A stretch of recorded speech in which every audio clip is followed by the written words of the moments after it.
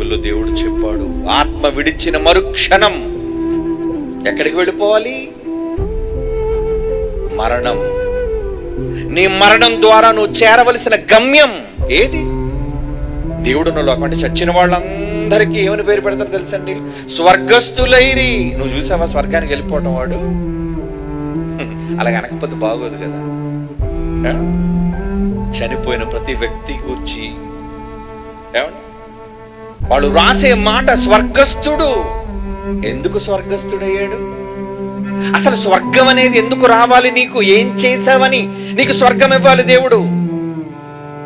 చచ్చాక స్వర్గం ఒక్కటే ఉందనుకుంటే పొరపాటు. మరొక లోకం కూడా ఉంది, అదే నరకం. అదెందుకుంది? ఎందుకు దేవుడు దానిని చేశాడు?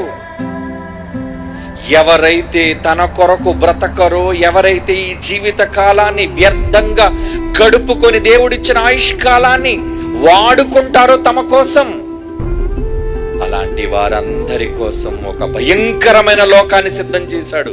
అదే పాతాళం. అక్కడ ఉంటుంది అగ్నిగుండం, బాధ, కన్నీళ్లు, వేదన. ఎందుకు దయతో నీకు ఊపిరిని ప్రసాదిస్తున్నాడో తెలుసా? ఊపిరి పోయే లోపు నువ్వు ఆయన కొరకు బ్రతకాలి అని.